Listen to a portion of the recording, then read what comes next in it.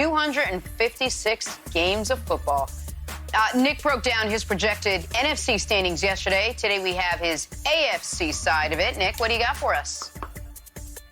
Well, I want to give Coach a moment. Grab, Coach, your laminated schedule grid I sent you so you can follow along closely. We can reveal the AFC standings now, so, Coach, you can kind of have a multi-screen setup right now. AFC standings there are a few things probably jump out at you there. It's kind of a cornucopia of predictions. I got the Chiefs going 14-2. Now, I know a lot of you guys thought I'd pick them to go 16-0. I'm a realist. I don't think they're going to go 16-0. I think they lose at Baltimore, and I think they lose at New Orleans. Lamar has never beaten Patrick Mahomes and the Chiefs. He's 19-1 against the rest of the NFL in the regular season. I think that ends this year. The Chiefs then will be overwhelming favorites in their next 10 games leading into the Week 15 game at New Orleans. So I predict really good things for the Kansas City Chiefs being the 1 seed. Also, if you saw those standings, I've got the Browns making the playoffs. Now, I had the Browns making the playoffs last year. I was wrong on that. My apologies, America. Can't be perfect. But I think the Browns have an opportunity to start their season off really well. I mentioned Lamar's 19-1 in the regular season against the whole NFL aside from Kansas City. That one is to Baker Mayfield. Browns have their toughest game of the year in Week 1 at Baltimore. If they can win that, home for Cincinnati, home for Washington, Week 5, home for the Colts, a team that Week 7, home for at the Bengals, pardon me, a team that desperately needs a fast start, I think has an opportunity to get off to a really fast start. And the other big takeaway I assume some people are going to have is Miami in the playoffs. Let me explain Miami just for a moment here. Miami won 5 of their final 9 last year with a field goal against the Jets at the gun away from winning 6 of their final 9. Spent a ton of money on defense in the offseason, and they got a gift from the scheduling gods in the middle of their schedule. Look at Week 7 and 8. Week 7, the LA Chargers come all the way across the country to Miami for a 1 p.m. kickoff. Week 8, the LA Rams come all the way across the country to Miami for a 1 p.m. kickoff.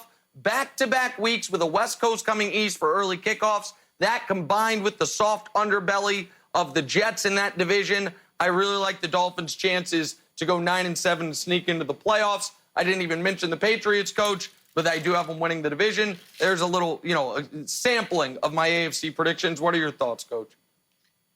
Well, I'm okay with the Patriots winning the division. I think you have to put them there until someone proves that they can knock them off. 10-6 seemed a little bit light there. They haven't won only 10 games in I think about 10 years. The Bills at 8-8, I think you're wrong there. Very strong defensively. They've done some really good things offensively. To me, they're the biggest threat to the Patriots in terms of winning that division. The Dolphins could go either way. They overachieved last year. They've infused a lot of talent. How well they're able to make that fit and what type of significant contribution Tua makes and how quickly he can make that remains to be seen. In terms of the North, you have the Ravens losing 4 games. I'm not sure how you came to that. They've got the easiest schedule. But okay, I like the Browns making the playoffs. 11-5 seemed a little bit high to me. It's still, they've a ton of talent, ton of good things in the offseason, but how well are they going to be able to navigate those personalities? And that's always the issue. The Steelers at 8-8, you can't underestimate the Steelers. You can't underestimate the Steelers. Once Ben Roethlisberger's back, what they did last year in the situation they were in was impressive. So that could go either way. The Titans, not sure why you have them as high as you do. They've lost a significant amount of talent and leadership. And that division, as much as you want to kill the Texans have been in control of it for the most part over the last 4 or 5 years. And in the West, the Broncos at 3-13, I think you're dead wrong there. Vic Fangio's effect defensively usually comes into play a little bit slower than some other coordinators, but it's coming. They won, 4 out of the last 5 games, and they've added some nice talent. And the games they lost last year at 7-9. They lost a bunch on the last play of the game. So I think they're going to push in that division a lot more than you have. Wow. Well, so first of all, Nick, I think Coach has done an excellent job studying the laminated schedule that you gave him. I mean, that really paid off dividends for you. I had a specific question about the Dolphins before you talk about the Patriots. I want you to dig into the Patriots too. If you've got the Dolphins at 9-7, that feels into the playoffs. That's win now mode. So how do you think Tua fits into that plan if they're in win now mode / develop Tua? Listen, I think Tua is, if he's healthy, I think he's as good as Fitzpatrick. And I think they showed you last year they didn't need excellent quarterback play to win more than they lost at the end of the year. So I think they can go slow with Tua. I don't think he has to start week 1. But by the time you have that opportunity in your schedule, week 6 through 10 leading into the bye to really rack up some wins, I think we could see Tua on the field. Now, you mentioned the Patriots and how they get to 10 wins. I think this is really important if we could show the Patriots schedule, because I do not have them, Wilds, starting off great. I have them actually starting off 4-6 because I think those first 10 games are very tough. But that final 6, when the Patriots tend to be peaking, you're home for Arizona. Arizona goes west to east. Then a very interesting setup where you go to the West Coast to face the Chargers. Then on Thursday night, you face the Rams in the same city. The Rams the previous week are actually on the road. So they will be traveling for their Thursday night home game, and the Patriots won't be. You're then in Miami and then home games against the Bills and the Jets. I think the Patriots go 6-0 at the end of the year, and that's how they end up winning the division away from Miami and from Buffalo Wilds. Okay, then I feel okay about it. And then in playoffs, it would be the Belichick Bowl. You've got Patriots-Browns in Foxborough. I think that would just be a tremendous game for the entire league. Well, Coach, weren't you involved in, first of all, it'd be great. I'd be super excited, and we'd see Baker in the playoffs.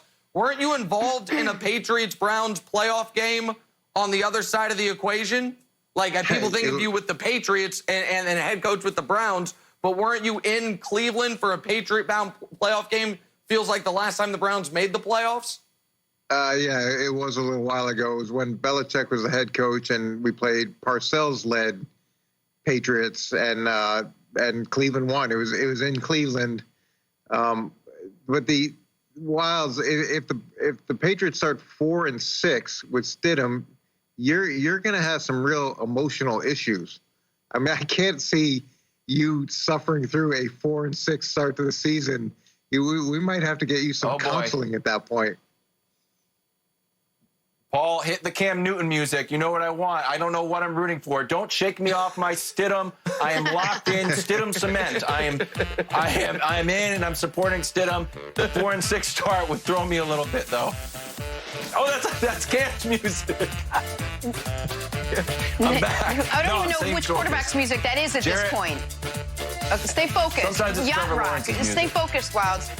Nick, I gotta ask you a little bit one more time to go over why you think the Browns are going to be better this year. What changed last year? I had one guy that came onto our show all last year that agreed with me that maybe we should wait and see how the Browns unfold before we write them into the playoffs, and that was Eric Mangini, who now also thinks the Browns could make the playoffs. They have a similar roster. Yeah, they have another year under their belt, but it doesn't feel like they have any more unity. They've had no offseason to really get together and train and practice. Why do you have them making the playoffs? Yeah, well, I don't think unity was their issue. I think their issue was terrible coaching and terrible quarterback play, and I believe they'll be better at head coach by default. And I don't think Baker is an awful quarterback. He played like an awful quarterback last year. There's no way around it. So even if he's not a future MVP, if he just plays like the 14th best quarterback in football, that is a markedly better team. Plus, they did address the offensive line this offseason, which was their biggest point of weakness as far as roster construction. And they added Austin Hooper, which you do wonder, is there enough footballs to go around? But it's another additional weapon. And furthermore, Jenna, look at those final 3 games of the year.